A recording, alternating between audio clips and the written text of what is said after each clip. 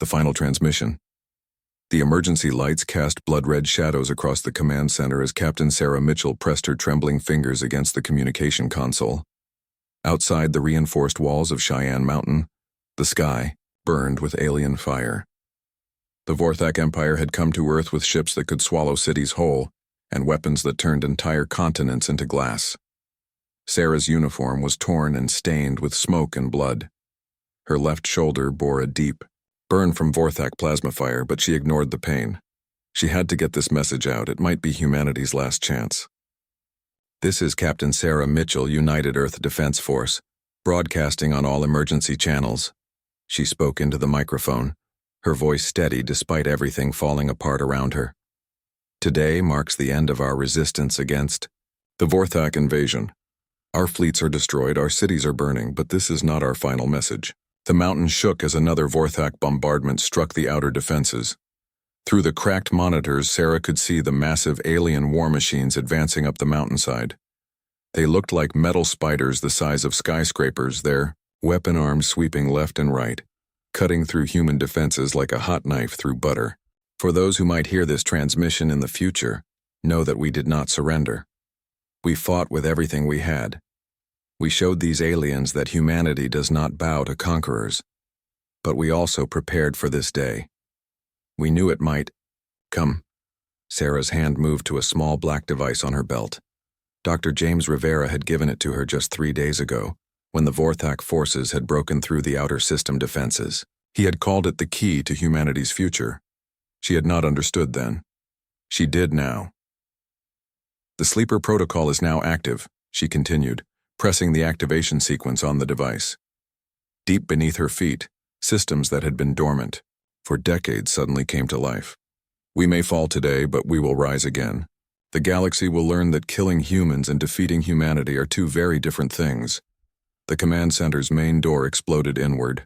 Vorthak soldiers poured through the breach, their blue-black armor gleaming in the emergency lighting. They moved with inhuman grace, their 6 limbs allowing them to cover ground faster than any human could run. Their weapons charged with deadly energy. Sarah stood and faced them without fear. We are more than you know. We are stronger than you think. And we will never forgive what you have done to our world. The lead Vorthak warrior, distinguished by the silver markings on its armor, stepped forward. When it spoke, its voice came through a translator that made its words sound like grinding metal. Your species has shown impressive resistance, human. But resistance without victory is merely delayed failure. You will share the fate of the other primitive worlds we have conquered. Sarah smiled. And there was something in that smile that made the alien hesitate. You call us primitive? You have no idea what we are capable of. You think you have won because you destroyed our armies and burned our cities. But you have only seen the surface of human determination. The mountain shook again, more violently this time. But this was not from Vorthak weapons. Deep underground, massive generators were powering up. Systems that had been built in secret over decades were activating. The sleeper protocol was spreading, its signal across the planet and beyond. You want to know what makes humans different from all the other species you have conquered? Sarah asked, her voice growing stronger. We plan ahead. We prepare for the worst. And when we fall, we make sure we can rise again. The Vorthak commander raised its weapon, but Sarah was no longer looking at it. She was looking at the communication console where green lights were appearing one by one. Each light represented a sleeper facility coming online. Each facility contained something the Vorthak could not imagine. Sleep well, my friends, she whispered. Wake up strong. The plasma blast that ended Captain Sarah Mitchell's life lit up the command center like a small sun. But her final message had already been transmitted. Across Earth and beyond, hidden facilities were receiving her signal. The sleeper protocol was active. The Vorthak commander walked to the communication console and examined the strange symbols on the display. What is this? It demanded of its subordinates. Unknown, Commander Thaxon, one of them replied. The human transmission activated something, but our sensors detect no immediate threat. Thaxon's compound eyes studied the display for a long moment. Monitor all human communication networks. If there are other resistance cells, we will find them and eliminate them. This planet will be strip-mined as planned. What of the human population, Commander? They are no longer a concern. Continue the purge. Within one solar cycle, this world will be ready for resource extraction. As the Vorthak forces withdrew from the mountain, they did not notice the subtle vibrations still running through the rock. Deep below, in chambers carved from living stone, the first phase of humanity's real war was beginning. In orbital space above Earth, Overlord Thaxon observed the planet from the bridge of his flagship. The human world was beautiful. He had to admit. Blue oceans, white clouds, green continents. It would be a pity to strip it bare, but the Empire needed resources, and this species had proven too troublesome to be allowed to continue existing. Report, he commanded his tactical officer. All major human military installations have been neutralized, Overlord. Population centers are under occupation. Resistance has ceased on all continents. The planet is secure. Thaxon nodded. It had taken longer than expected, nearly 2 full years of warfare, but it was finished. The humans had fought with impressive determination, but determination alone could not overcome superior technology and numbers. Begin mining operations, he ordered. I want this world stripped to its core within 5 cycles. Then we move on to the next target. Yes, Overlord. What of the human survivors? Work camps until they are no longer useful. Then disposal. Standard protocol. Far below the surface of Earth, in a facility that had been built in absolute secrecy, Dr. James Rivera's final message was playing on a loop. His holographic image stood in the center of a vast chamber, addressing an audience that was not yet awake. If you are hearing this, then the worst has happened. The Vorthak have taken Earth. Our species appears to be extinct, but appearances can be deceiving. You are humanity's answer to extinction. You are our promise that death is not the end. The chamber began to fill with light as hundreds of cryopods started their awakening sequences. Each pod contained a volunteer, men, and women who had undergone radical enhancement procedures. They had been humanity's most desperate gamble, prepared in the shadows while the war raged above. The enhancements will take time to fully integrate, Rivera's image continued. Your bodies have been modified to be stronger, faster, and more resilient than any normal human. Your minds have been enhanced with tactical knowledge and survival instincts. You are the new humanity, designed to survive what the old humanity could not. The first pod opened with a soft hiss. Steam escaped as a figure sat up slowly, breathing deeply of the recycled air. Other pods were opening now, revealing men and women who looked human, but were something more. Their eyes held an intelligence that seemed to pierce the shadows. Their movements, even in the first moments of awakening, showed a predatory grace. Your mission is simple, Rivera's hologram concluded. Survive, adapt, strike back. Show the galaxy that humanity is not so easily erased. The Vorthak think they have won. Prove them wrong. The deep awakening 100 years had passed since the last human city fell. The Vorthak Empire had moved on to other conquests, leaving only a skeleton garrison to oversee the mining operations that were slowly gutting the Earth. The blue-green world that had once been humanity's home was now a patchwork of strip mines and industrial complexes, its beauty sacrificed to feed the Empire's endless appetite for resources. But in the deepest places of the world, where even Vorthak scanners could not penetrate, something stirred. Major Elena Vasquez opened her eyes. For the first time in a century, the cryopod systems had kept her body in perfect stasis while the enhancement procedures continued their work. Now, as she breathed real air for the first time since the fall, she felt the changes that had been made to her human form. Her vision was sharper than any humans had ever been.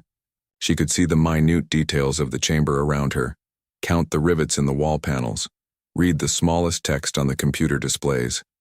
Her hearing picked up sounds that would have been inaudible to her old ears. The whisper of air, through ventilation systems, the distant hum of machinery, the subtle electronic beeps of monitoring equipment. Most importantly, she could feel the enhancement to her mind. Knowledge flowed through her consciousness like water through a sieve. Tactical information, combat techniques, survival strategies, all of it integrated into her thoughts as if she had spent decades learning it instead of mere hours in the enhancement chambers. She sat up slowly, testing her new strength. The metal frame of the cryopod, designed to withstand enormous pressure, bent slightly under her grip. Her enhanced muscles responded with precise control, allowing her to moderate her strength without conscious effort. Around her, other pods were opening.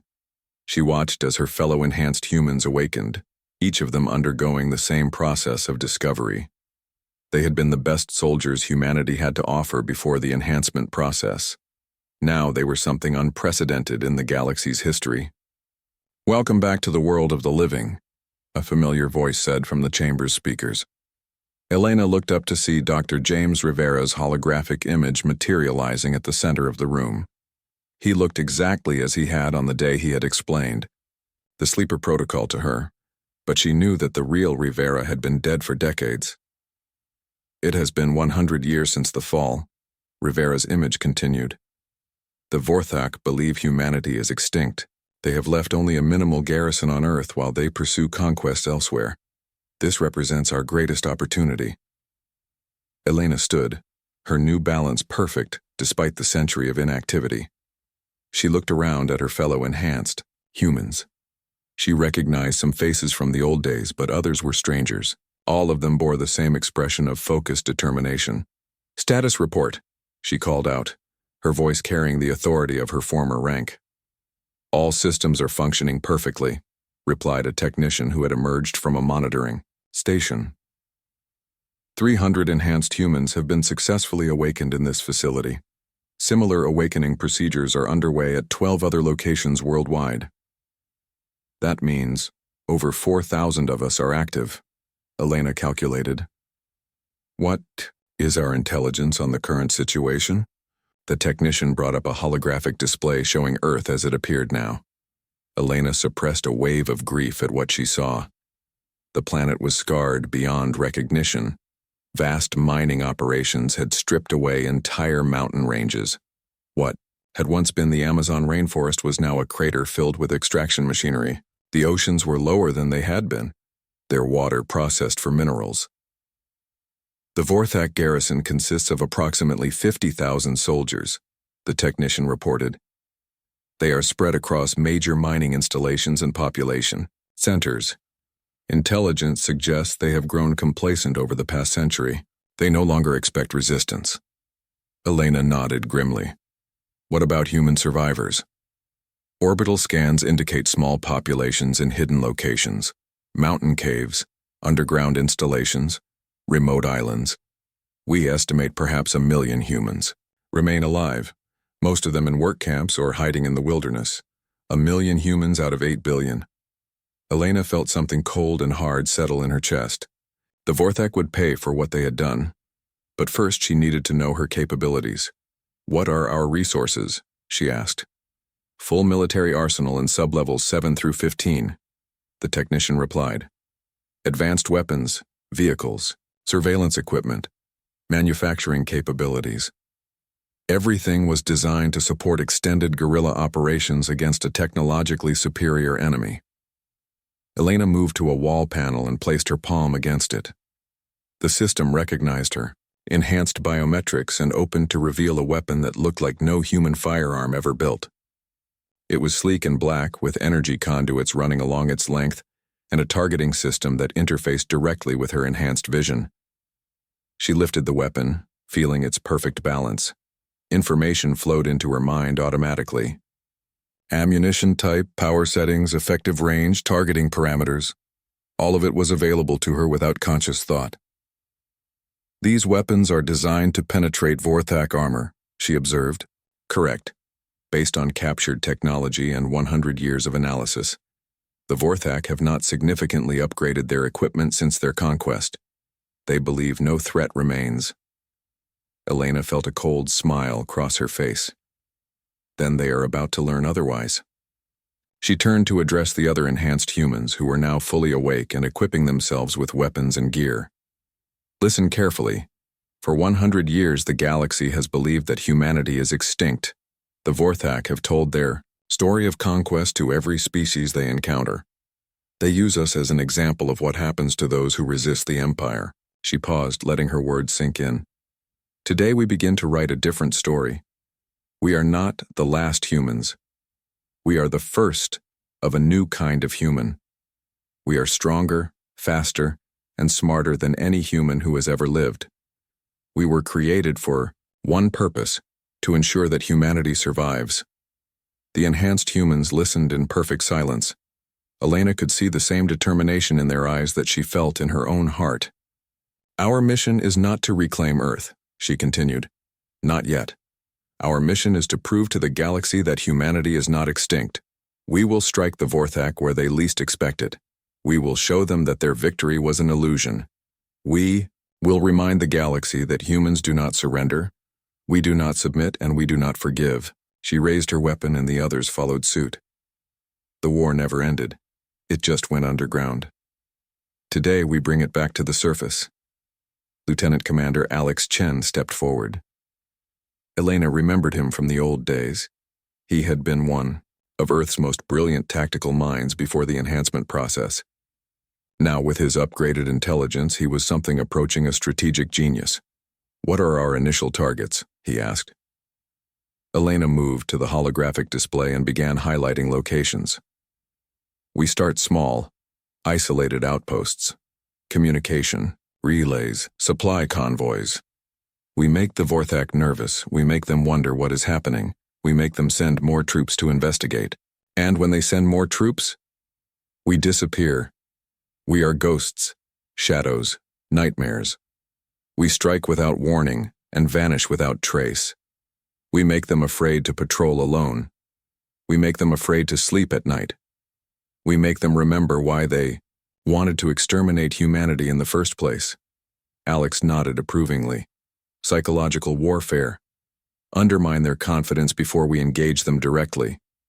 Exactly. But remember, this is not about revenge. This is about survival. Every Vorthak soldier we eliminate makes it more likely that humanity will see another century. Every installation we destroy makes it harder for them to strip our world bare. Elena moved to the chamber's exit, where a tunnel led to the surface for the first time in 100 years. The surface teams will conduct reconnaissance while the technical teams work on expanding our capabilities. I want to know everything about Vorthak operations on Earth. Their schedules, their weaknesses, their fears. She paused at the tunnel entrance.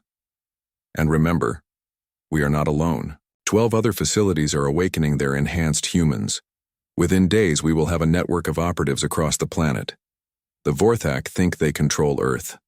They are about to discover that they have been living on a world full of predators, who have been waiting a century for the right moment to strike. As Elena led her team toward the surface, she felt something she had not experienced since the old days of the war. Hope. Not just for victory, but for justice. The Vorthak had believed they could erase humanity from existence. They were about to learn that some things are stronger than death, deeper than defeat, and more enduring than conquest. The enhanced humans were coming. The galaxy would remember the name of humanity, and this time, they would remember it with respect.